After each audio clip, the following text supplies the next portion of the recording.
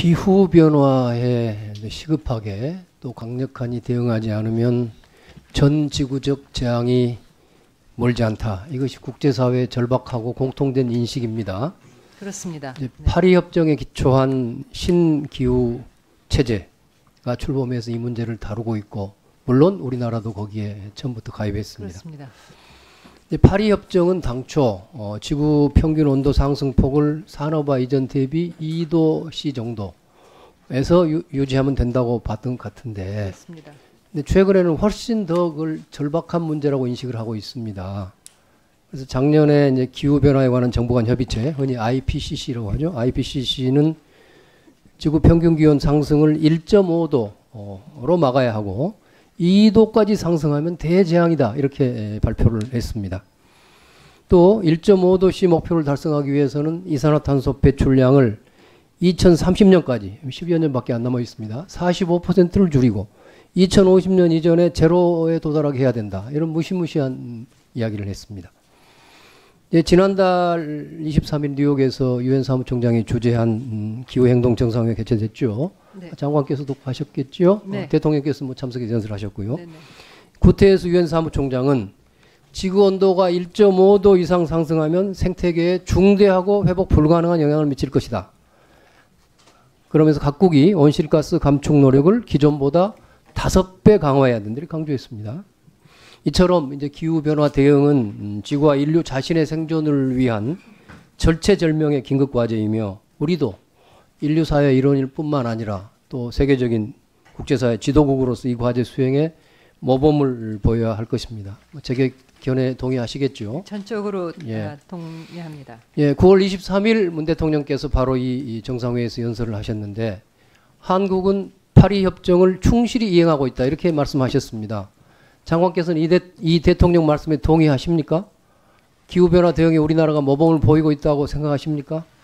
답변 안 하시는 게 좋겠습니다. 제가 대통령 말씀을 장관께서 묻지라는 뜻은 아니고 제 이야기를 좀 해보겠습니다. 파리 협정은 이제 각국이 스스로 온실가스 감축 목표를 제시하는 계획, 영문으로는 NDC라고 하죠. NDC를 세워서 국제사회에 약속하고 실천하도록 하고 있습니다. 우리는 2030년에 흔히 BAU라고 부르죠. 온실가스 감축 조치를 취하지 않을 경우에 배출량 추정치 대비 37%를 감축한다 하는 목표를 정했습니다. 이에 대해서 저명한 국제 비정부 기구인 CAT, Climate Action Tracker, CAT는 이 목표가 매우 불충분하다 하고 혹평했습니다. 영문으로는 highly insufficient. 이런 식으로는 1.5도 상승이 아닌 3도 상승 수준의 온난화로 이어질 것이라, 이렇게 경고했습니다. 국제사회 이런 비판을 알고 계시겠죠, 장관님? 네. 예. 지난 10년간 우리 정부 나름대로는 2020 온실가스 감축 로드맵을 통해서 2020년, 내년이죠,까지 BAU 대비 30%를 감축하는 목표를 세웠습니다. 그런데 정부가 스스로 작성한 제2차 기후변화 대응 기본 계획안에 따르면 우리 온실가스 배출량은 2009년 10년 전에 목표 설정 이후에 목표 배출량 대비 연도별 2.3 내지 15.3%를 초과 배출했고, 초과 배출률 또한 지속적으로 증가했다고 하고 있습니다. 감축 목표를 달성하기는커녕 날이 갈수록 도리어 초과 배출이 심화되어 온 것입니다. 바로 이 때문에 우리나라는 국제사회에서 기후 불량 국가, 기후 악당 국가로 손가락질 받고 있는 것입니다. 실제로도 작년 기준으로 이산화탄소 배출량이 세계 7위, 또 지난 10년간 증가율 2위의 나라입니다. 이러고도 대통령께서 국제사회에 우리가 파리 협정을 충실히 이행하고 있다 하고 자랑할 수 있는가? 저는 의문입니다. 질문 조금 다시 하겠습니다. 또 대통령께서는 이 정상회의 연설에서 석탄 화력발전소 4기를 감축했고 2022년까지 6기를 더 감축할 예정이라고 하셨습니다. 그런데 이것은 박근혜 정부 당시에 2016년에 미세먼지 대책으로 시행한 것을 기초로 한 것입니다. 문제는 대통령께서 2020년 이후, 내년 이후에 우리가 신규로 석탄 화력발전소 7기를 건설한다는 것을 전혀 언급하지 않으셨다는 사실입니다. 이는 국제사회를 기망한 것이라는 비난을 받을 만도 합니다. 대통령께서 녹색 기후기금 공여액을 2배로 늘리겠다고 약속하신 것은 환영받을 만합니다. 이것도 그런데 한국의 공적 금융기관들이 국내외에서 대규모 석탄 화력 발전 사업에 막대한 금융을 제공하고 있는 것에 비하면 그야말로 조족지혈입니다. 병 주고 약 죽입니다. 국민연금, 수출입은행, 농협, 무역보험공사, 산업은행, 한국전력공사 이런 사실은 우리 공공기관들이 국내에서도 막대한 10조에 가까운 금융을 지원하고 있고 석탄화력 발전하는데 건설하는데 국외에서도 그걸 하고 있습니다. 문재인 정부 들어서서도 시간 없어서 제가 구체적인 통계는 따로 드릴 수 있습니다만 문재인 정부 들어서도 수조 원대의 금융을 베트남에 인도네시아에 제공한 바 있습니다. 지금도 수출입은행 등은 인도네시아에 금융 지원을 하려고 검토하고 있는 상태입니다. 우리 대통령께서는 녹색 기후기금 공여액 확대 이전에 정부 산하 금융기관들이 이런 국내외 석탄화력 발전에 대한 금융 투자를 하는 것을 전면 중단하겠다 이런 선언을 하셨어야 합니다. 대통령은 세계 푸른 하늘의 날 지정을 제안하시기도 했습니다. 온실가스 발생의 주범인 대규모 석탄화력 발전에 막대한 금융 투자를 계속하면서 세계 푸른 하늘의 날 지정을 얘기하는 것은 전 세계인들의 비웃음거리가 되지 않을까 걱정이 됩니다. 예, 장관님, 우선 신규 석탄 화력발전소 건설 7기 건설 계획을 전면 취소하고 정부 산하 기관들의 석탄 화력 발전에 대한 공적 금융 제공을 중단할 것을 정부에서 특히 대통령께 건의하실 의향은 없으신가요?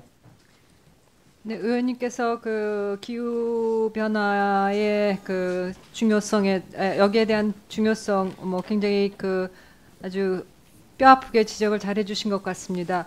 제가 알기로는 현 정부에서 신규 석탄 발전소 인허가한 바는 없는 것으로 알고 있습니다만 어쨌든 주관 부처가 외교부는 아닙니다만 하여튼 우리 부로서는 우리 국내의 그런 상황과 또 국제사회에 대한 이 기대의 그 간극을 메우기 위해서 국내 부서와 긴밀히 협의를 하고 있습니다. 그 정부도 전반적으로 석탄 발전을 감축하는 정책을 추진을 하고 있다고 생각합니다.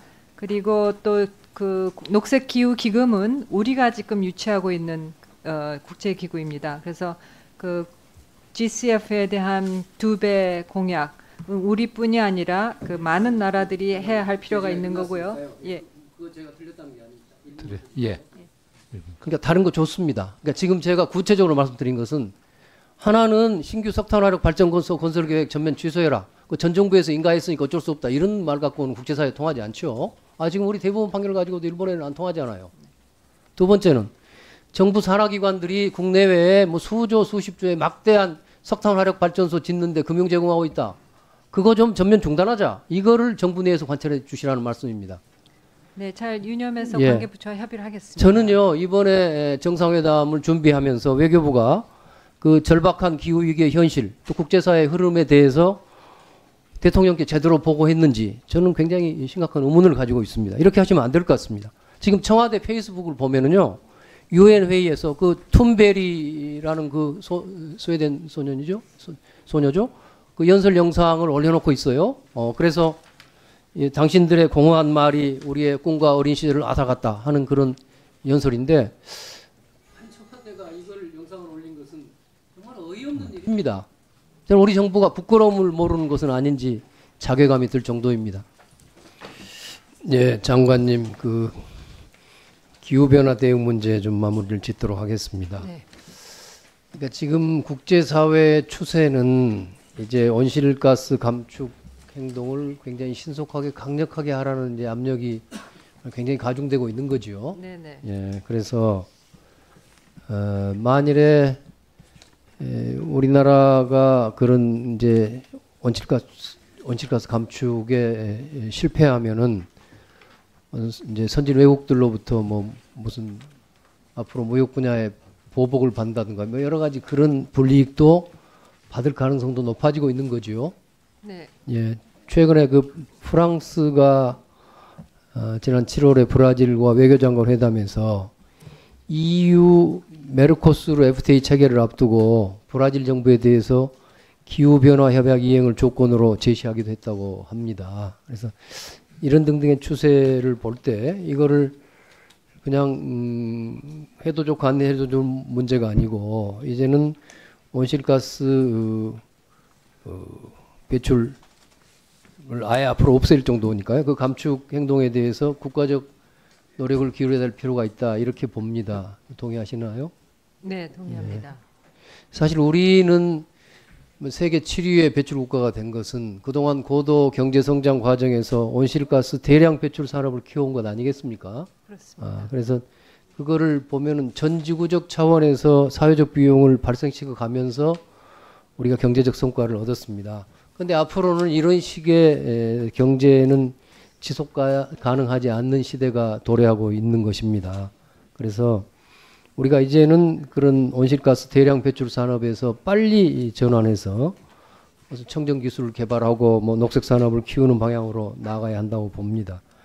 그리고 물론 그 전환의 계곡을 통과하려면 상당한 고통이 따르겠지만은 그 때문에 현재 안주한다면 아마 우리 또는 우리 후손의 미래가 매우 어둡게 될지도 모르겠습니다.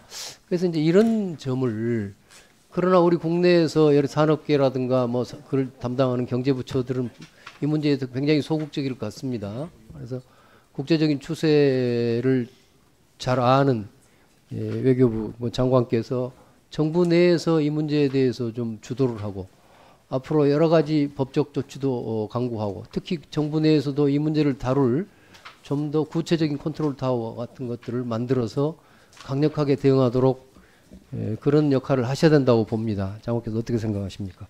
네, 외교부로서도 역할을 뭐 그 더욱더 적극적으로 하겠지만 또 환경부도 그 정부에 있어서 정부 내부에 있어서는 기후 환경 대응 또 그 저탄소 경제를 추진해 나가는 데서 가장 큰 목소리를 내고 있고 외교부와 긴밀히 협의를 하고 있습니다. 또 국가 기후 환경 기구가 있어서 그 여러 가지 뭐 기후 환경 대응 또는 미세먼지 대응에 있어서도 그 과감한 그 조언들을 많이 하고 있습니다. 말씀하셨듯이 그렇지만 지금 현존하고 있는 그런 기득권들이 있습니다. 산업계라든가 이런 기업계에 있어서는 아무래도 그런 전환을 한다는 게 사실 어려운 부분이 많이 있습니다만 외교부로서는 그 국제적인 기대치나 스탠다드에서 적극적으로 국내적으로도 이 얘기를 하고 또 국제사회와 그 교감을 하고 있습니다. 예, 뭐 대통령께서 연설을 하셨을 때 우리가 파리 협정을 잘 지키고 있다 이 말씀을 저는 맞지 않는 말씀을 생각하는데 적어도 그 말씀이 앞으로 잘 지키겠다는 말씀으로 좀 실천됐으면 좋겠다는 생각을 가져봅니다.